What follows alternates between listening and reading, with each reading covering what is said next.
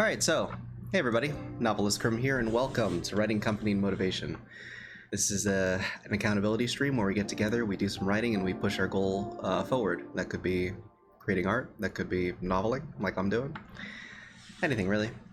It's kind of like a 2-hour sort of get-together where we commit ourselves to pushing our dreams forward.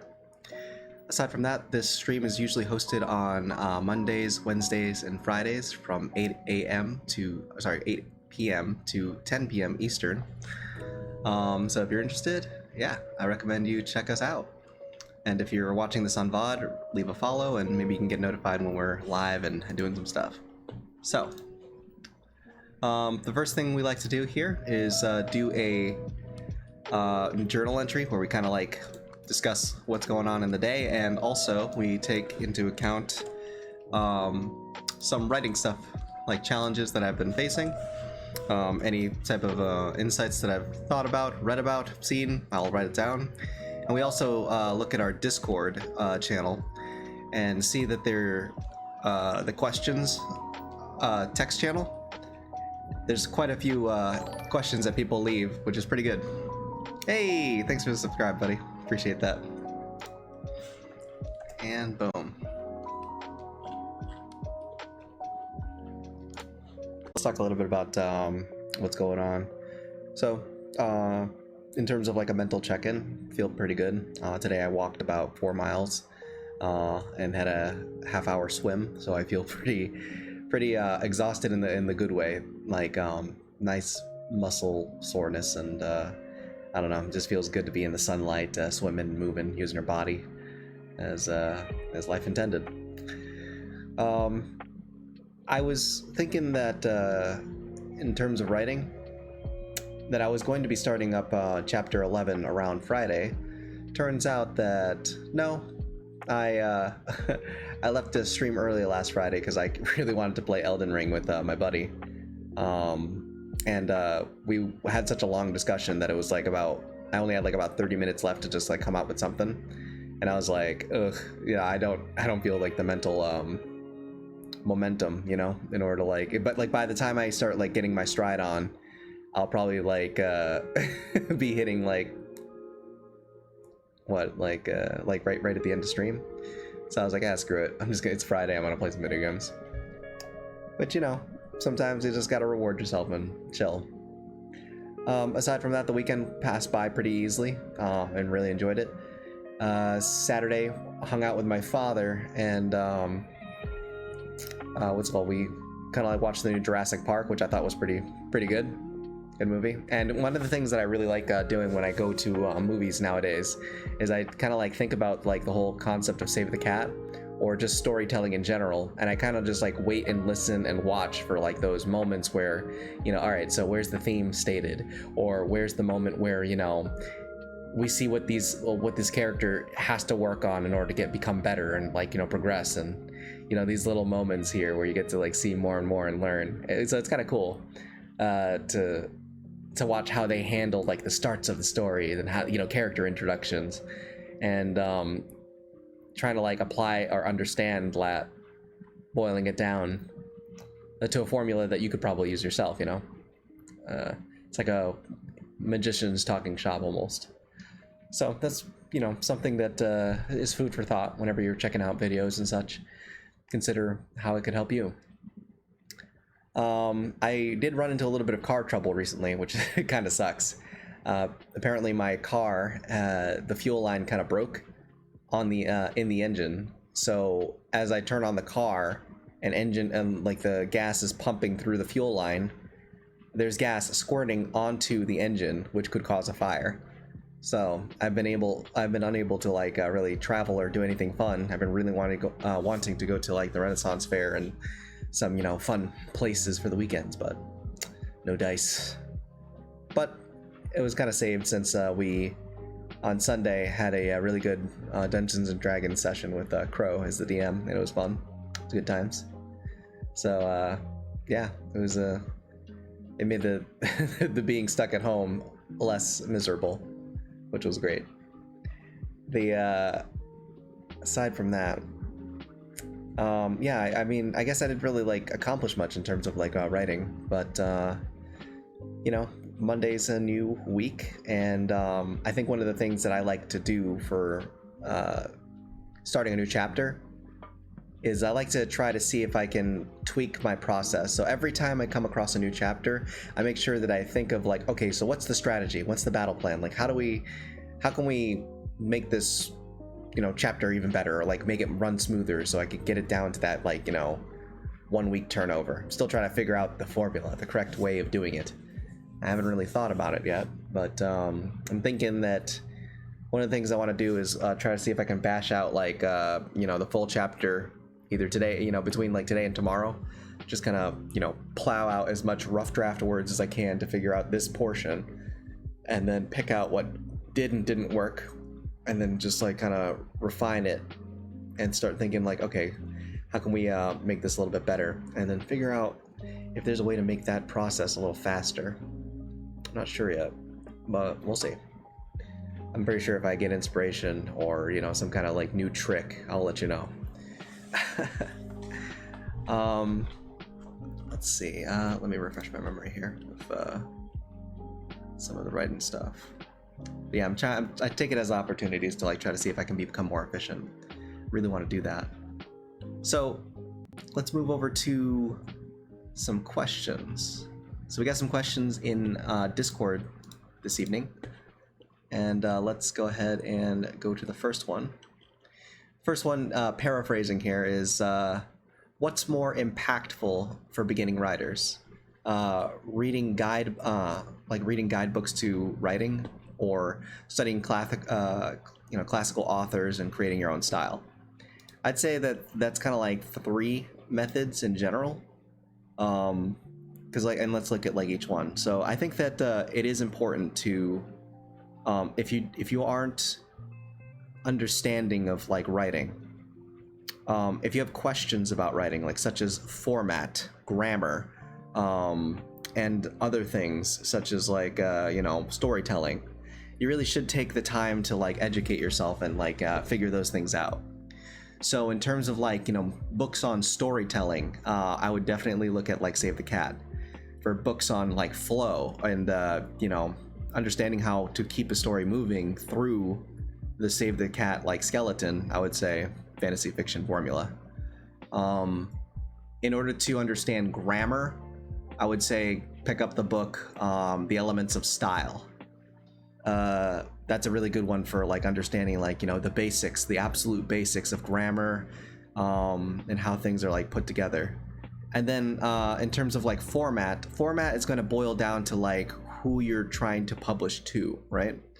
So each publishing house has their own like style of format, like they that they prefer, and that could be like, you know, typically like size 12 font with Times New Roman, size 12 font, Times New Roman font with I believe it's called justified sides. So like, you know, you don't want to have like all that weird like, you know, in and out on the right hand side of the page. You want each of the page, you know, each sides of the page to line up like soldiers. So if you look at like some of the stuff that I'm doing here, you'll notice that like when you drag a line across this thing, they're all straight, right, on either side. And if you were to, you know, that's called justified in terms of like either side. Now, if you do it just, you know, when we're doing like projects and stuff like that, we usually forget and just do like left justified only. And that's where all these things kind of zigzag in and out. But if you open up a book, you'll notice that they're typically justified on both sides. So keep in mind those little things that, you know, in order to keep yourself looking sharp and, you know, making yourself a little bit more presentable as an author. So that's like some of the stuff that, you know, you can find. And like, you wouldn't know that unless you educated yourself a little bit on like, you know, the nuances of like writing. Like there's always these little things that are there. And if you have questions on it, like, you know, even something as simple as like formatting and ellipses. So like, you know, the little dot, dot, dot symbol, some people format it in the way that it's like space dot, space dot, space dot, you know, like, you know, it's just, and it depends, because it's like, it could trail off to space dot, space dot, space dot, which only 3. But if it ends at the at the end of like, you know, like if a sentence is ending or whatever, or if this is, yeah, if it's the end of a sentence, you'll need 4, you know? And then sometimes that changes depending on the format. And sometimes like there's words that can be like foregone. Like for example, like eyeing, right? The correct way of spelling eyeing is without the additional E, but it's acceptable to put in EYE, and then ING at the end, right? Because it just looks better and it translates better. Sometimes you can get away with doing like the apostrophe S at the end of a person's name. Let's say, for example, the character's name is like Silas, right? And then you can do like a apostrophe S at the end because it looks all right. But the correct grammar is just apostrophe at the end. That's it. So like, it's tricky in that way. Yeah. So like, it gets kind of weird. These are the types of things that you want to like, you know, take a look at and, you know, see what's possible for you in terms of like writing. Also, hello there, Don. It's good to see you, buddy. Trying to think of any other weird things that trip up people. Like, for example, like one of the things that I got as a comment on my critique group was I wrote lightning leapt from someone's fingers. Like lightning leapt from his fingers. But like they wrote leaped instead of leapt. Leapt is actually acceptable if you look it up in the you know, what is possible for writing. And it's not correctly written, but it is acceptable. So this is one of the things you can get away with. So, you know, keep an eye on like, you know, what's possible. I think that it's important to, again, you should know the rules before you learn how to break them, right? And that kind of rolls back to like, you know, storytelling and whatnot. If you understand how story is pieced together and what makes story successful, then you're more able to properly break the rules and know that it'll work because you're, you know, you already have a handle on like what is functional for yourself and for the reader. So these are just some things that like you should consider. So like I would say, yeah, definitely look up some guides on like how to write. Don't skimp out on that. Figure out ways of understanding your craft. There's no reason not to. Like if this is your craft, this is something that you love and want to learn about, then, you know, invest in yourself, you know?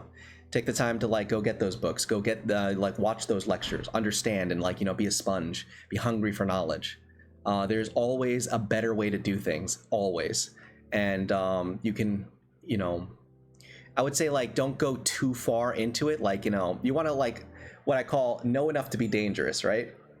But like you definitely don't want to go like so far into the rabbit hole that you start developing what's called analysis paralysis, where essentially you just kind of sit there and you're like, you know, now everything that I'm doing is bad. And it's like, well, all right, just know enough to be dangerous. If you feel yourself starting to like get analysis paralysis, like, you know, just pull back, you know. The main objective of a story is to entertain. So like, so long as you you grab the reader, you entertain them, and you're, you know, you're doing your best, then the other things kind of like won't really matter so much. In terms of like reading classics, I would say some of the classical writers are very good, especially with like you know, they have a lot to offer in terms of language, the way they approach like their poetic narrative, their prose. It's really good.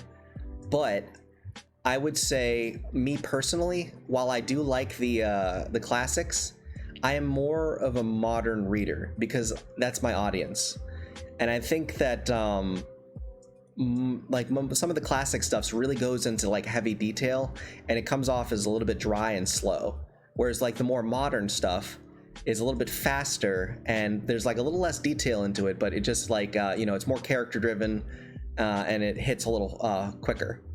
So I would say if you want to compete and do well in your field, you should probably read stuff that is in your field and then see like, you know, what sticks with you, like what style is the most entertaining for you, and try to like break down what, like, you know, what makes that writing successful. Why do you feel that way? Why does it like entertain you?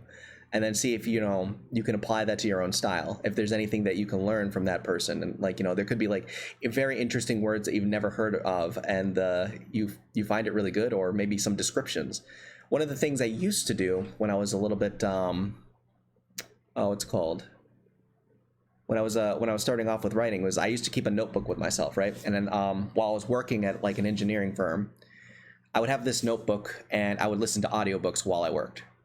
And it could be like old fantasy books, like from Terry Brooks, and I would just read the genre books and stuff. And I really like some of the poetic descriptions that he would use. And one of the things that I would do is whenever I heard an interesting description, I would stop. I would pause the thing and I would just kind of like write down that description. It's like, oh yeah, that's a good one. So like, just remember it, just little words here and there of like, oh, that's a cool description. I like the way he said that. And then just kind of like create a list of things that just, you can like look through and remember. There's also like, let's see here. There is also, when I have audiobooks, I like to like pause like certain areas, and then like one of the cool things about Audible is that you can like write down little notes and leave little bookmarks for yourself, right? So when I came across like something interesting, let's say like a cool fight scene, and I want to like save that, I'm like, all right, cool. I just write, I step it back a little bit and then write a note and said like interesting fight scene. So if I ever want to learn how to like write a little bit better a fight scene, I just go back to that spot and check it out. Get refresher and see like, okay, well, that was awesome, but how did they do it? Yeah, I have a last list of random stuff. I just write down notes. Nice. Dude, I totally feel that. We're in the room. So easy but brilliant. I'll use that for one of my chapters. I love that. That's good. That's awesome. I'm glad I could help you out there, Orland. Yep. Gotta learn the rules before you break them. So like, let's take another look here. So in terms of who's my biggest inspiration as a writer. All right, so in terms of like biggest, definitely Jim Butcher, for sure. And I'll tell you why. One of the things that I really enjoyed about like I'll give trying to like think of like how can I describe this. What's here? I've had the War of the Ancients trilogy that I've had on audiobook for a few years. I always forget to. Oh man, should check that one out. Let me know if it's worth it. What's here? It's Warcraft universe. Oh, nice. Shatters the world. That's pretty baller. All right, so like so why is Jim Butcher like one of my favorite authors? When I was in college, I tried to write as best I could, and it took me a long while. I would say like I'm kind of like a late bloomer when it comes to writing. Like I would write all the time. I've been writing since I was 6. I've just been busting my hump, like trying to like understand like writing. But the thing is that like when I was growing up, I really didn't like read as much as I could have. It was mostly just, like I thought that like, well, if I just like watch video games and anime and all these other, interesting, cool, explodey, flashy ideas, then it's the ideas that will, make the story good. But what I underestimated was that you needed, prose, and you needed like a way to, kind of harness those ideas and execute on them well. It wasn't until I was in my early, like I think ages 19 through the 20s, where I started catching up massively. Like I would get hungry for knowledge. I would read as much as I could on any type of book that would teach me how to write better. I think the quest for knowledge kind of started in college when I came across one of my roommates. And one night when I came back home, I was listening to an audiobook that he was listening to. I just walked in on it. And the writing that I heard on that audiobook was Jim Butcher from his Dresden Files series. And it was the most phenomenal writing I have ever heard in my life. It was, what I considered to be, yes, that is what writing should be like. That is how flow works. It made total sense to me. It clicked. And I was like, I need to figure out how to do that. That's what I want to do. So I immediately got like an Audible subscription, and I bought all of his books, and then just tried to figure out like how he did it. Try to understand like, what was the style. And then I realized that he had a bunch of resources online that would teach you how to write and what to do. And he also did lectures too. So I started, that kind of like got me on the quest of like, okay, so he can, if he can teach me this much, then what other masters can I learn from? So every time I get a new book, I read the crap out of it, and if it really, speaks to me, if it entertains me, I look up lectures on that author that I like, and then look up everything that I can learn in terms of writing advice from that author. And I've read people like, Patrick Rothfuss, who really spoke to me in terms of like, their poetic style of, world building. I think with Patrick Rothfuss, it's not only like a poetic and lyrical style, but it's like I've never felt true anxiety for a character in a book until I read some of his stuff. The way he captures emotion, the way he builds a world that just feels real is like unlike anything I've seen. So, of course, I'd add him to the list. Brandon Sanderson's magic systems are phenomenal. I definitely love like the way he handles magic, the way he does character. It's really strong. So again, add him to the list of people that I want to learn from. I love Terry Crews. I'm sorry, not Terry Crews, although he's really cool. Terry Brooks. His work is really phenomenal. With it was like when I read his Sword of Shannara book, he basically stole the idea of Lord of the Rings and then compressed it into one book. You can literally look at the ideas tit for tat. It is a literal copy ripoff of Lord of the Rings, but he compressed the whole 3 books trilogy into one book and then made it awesome. And it was just like, it showed you like what's possible for the execution of ideas, the speed of ideas. And I'm like, whoa, just blown away by like the concept. It was really good. It was like a fresh new take, and honestly, like I really enjoyed it. I really enjoyed it. And seeing like how he handles like the further world building of stories is just really good. Robert Jordan's really good for like realistic building of worlds. I haven't really read too much of his stuff, but because like again, his writing style to me is like extremely realistic, it's a little bit too much. It's too much for it's more detailed than I'd ever want to write. It's very slow, in my opinion. But some people really like that, Like I like a story that has like a lot of strong characters and it's like very punchy and moving. But like some people like my buddy Amish, he likes books that are very, very thick and heavy with detail because like, in his idea, well, if I paid for this much money, I want as much detail as possible, and I really want it to last as long as possible. So sometimes people are really like into the idea of just nestling, sitting down, and then just going for the slow ride. So it depends on like I think that's kind of the thing that's comforting too, because if you think about it, there's all different types of people who are going to enjoy your work for one reason or another. So I guess just do you. Do what feels right.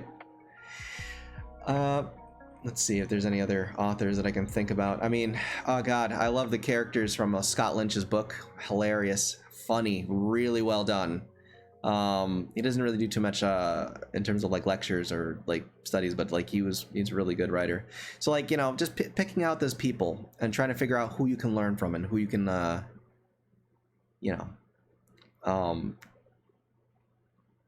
whose style you can apply to your own.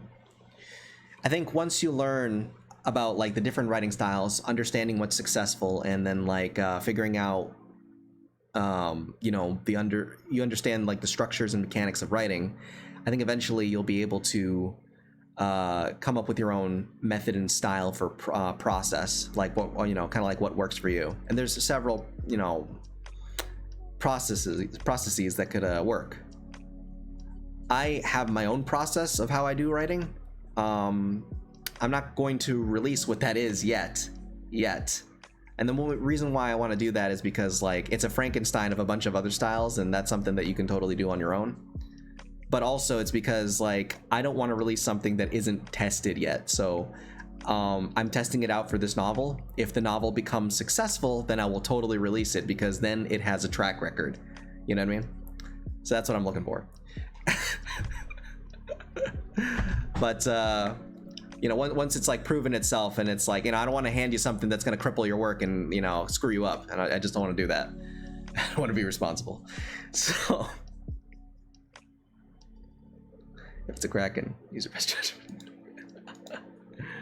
So we'll see, like, you know, how that goes in the future. So that'll be something to look forward to later on. Let's see. I think the final question is, can I get a CT scan of your brain? Sure. If you're willing to pay the cash to get that CT scan, I'll be more than happy to give you one. Futuristic Space Kraken is a good start of a book. For a minute there, I thought I misread that. I wrote Futuristic Space Kraken is a good start to a bonk. I was like, what? Lord. Anywho, so those are, you know, that's, I guess that's a little bit of the lecture that we're kind of going into today. Oh, speaking of Dawn, I was actually thinking about going to excuse me, what the fuck? You know, one of the things I wanted to do this summer, because I'm, you know, turning 30, so like I want to see like what I can possibly do for, you know, fun shit for my birthday. I was thinking about going to Japan. I have a buddy out there in Japan. She's been living there for about a year, and she's invited me over for, like, you know, hang out, fun times. I was like, yeah, that sounds like a good time. Only problem is that the tickets are fucking expensive. Like, fuck. So bad. I mean, the cool news is that the living stays, like to stay there in a hotel, pretty cheap. The food per day, pretty cheap. But the fucking tickets, man. The tickets are just like blown up today, this year, especially since, like, you know, one of my buddies is supposed to come down and visit me from Maine, right? From Maine. That's like a 2.5 hour drive from me, right? And it costs like $500 to $700 just to fucking fly. 2 hour drive versus, like, you know, $500 to $700. To put that into perspective, I got to Sweden with $400 a couple years back. That's round trip. Like, it's bullshit. It's, dude. So like for a Japan trip, they're asking for like $1,800. Like, oh, damn. So like, I don't know. I want to go, but it's just so damn expensive. It blows the whole budget. Like, I don't know. Yeah, I know. Nobody speaks with those subtitles. Yeah. Dude, it's way too expensive. I could like literally buy a new fucking computer with that. It's here. I see you have a censorship at the end of a date. Yeah. Honestly. This is why I walk around Tokyo with Google Maps. Nice. It also, like, I think one of the dangerous things about going to Japan would be like the fact that I would have to remember a lot of complex roadways and stations and a bunch of other issues that are gonna, you know, I'm gonna run into. Like, I would like, in order for me to land in Japan and then go to her, like her place, I would have to take 5 different trains to get there. And it's just like, you know, like, oh, fuck. And imagine trying to, like, go there with, like, the language is nowhere near English. And then you have, like, to remember all the really crazy names for the trains. And God forbid that they don't show up on time, or you're there early, and then, like, you know, your mental math just gets, like, messed up. And it's just like, eesh. So, like, I did that with Sweden once. Because, like, when I went to Sweden originally, I had to go to Germany. And then from Germany, I went to, like, Copenhagen and Denmark, and from Denmark I went to Sweden, taking, like, you know, trains here and there, and I made it. but like it was mostly because like the wording and stuff like that, it was pretty simple. But like when I saw that, man, in Japan, damn, it was hard. Yeah. So I'm just like wondering like what it would be like.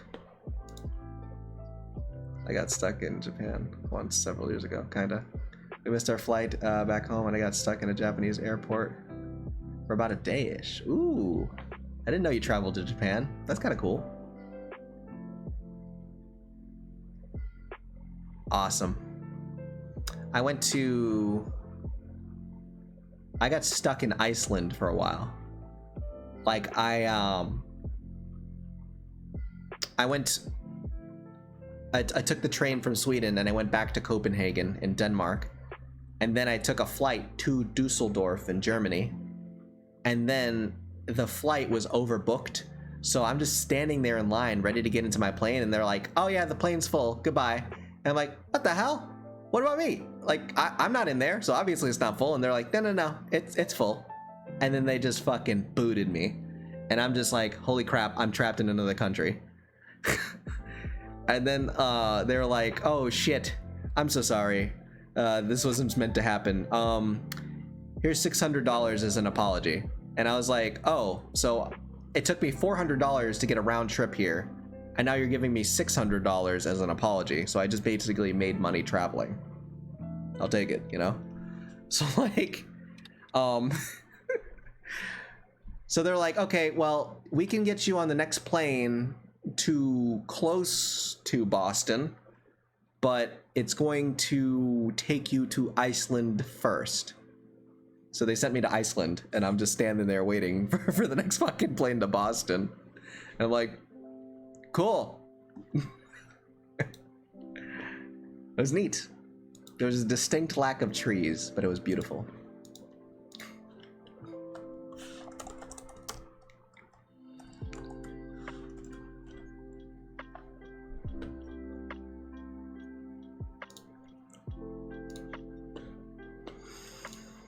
All right, let's get some energy music going.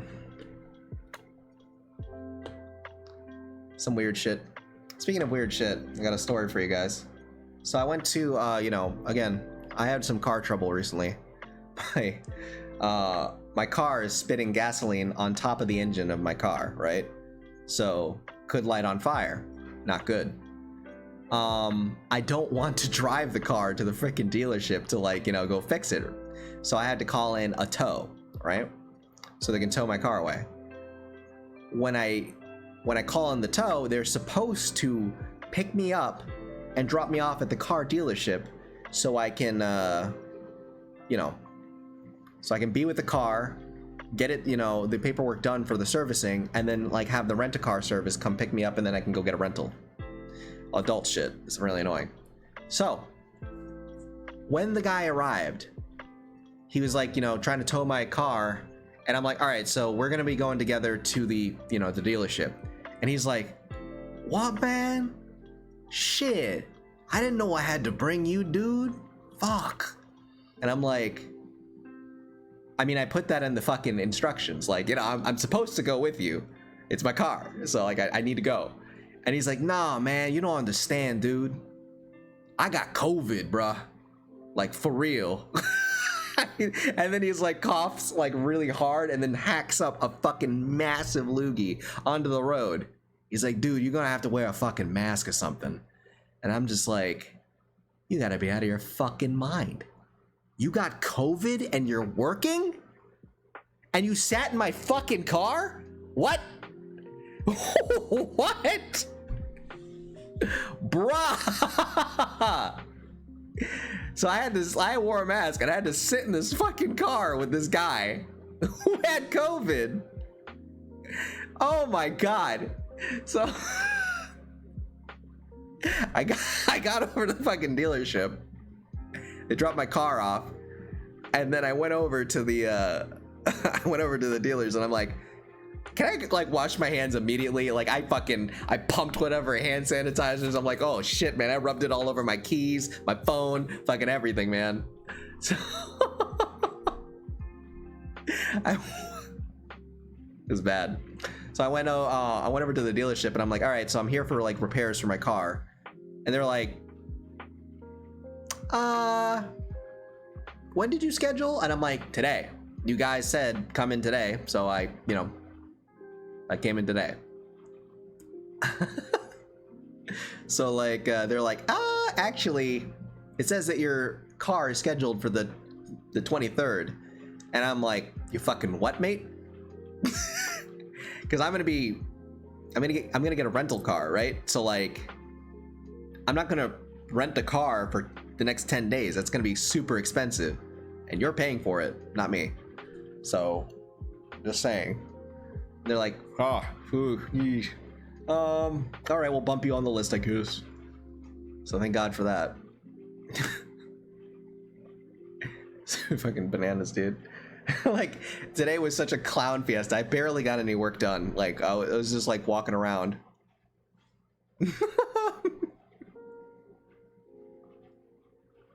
Gargle the vodka. I need to do that, honestly. I took a lemon though. I fucking drank some lemon water.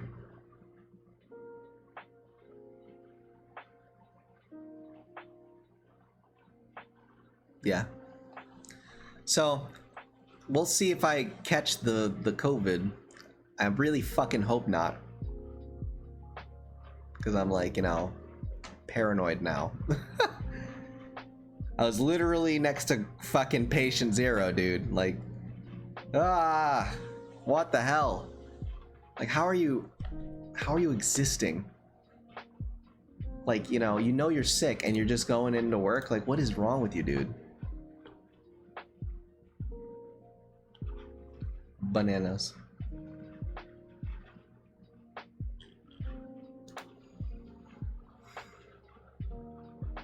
Gargle vodka and no panic. I would. But I'd probably accidentally swallow it and then start talking in a Russian accent.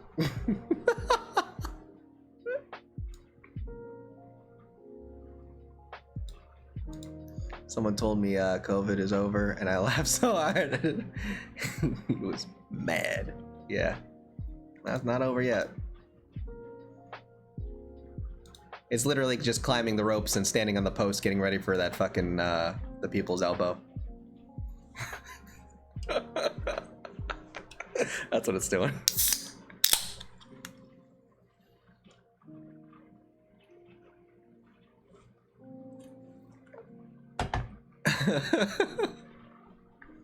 Little wrestling term for you. Better than losing sense of smell. True. True.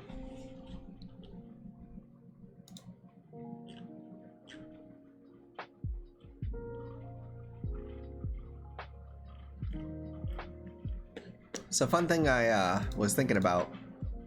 One of my friends brought this to my attention. I don't know if you guys I don't know if you guys ever play like Elden Ring, right? But he was like pointing out like the trolliness of like the the concept of Elden Ring.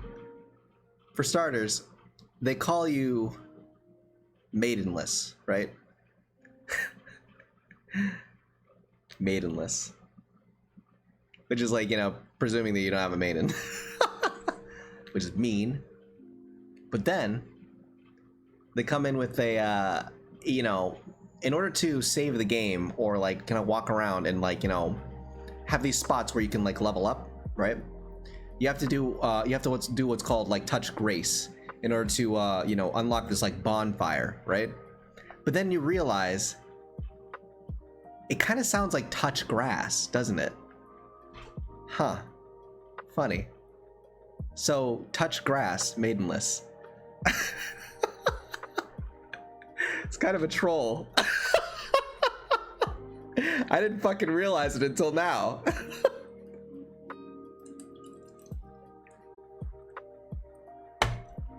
Holy shit.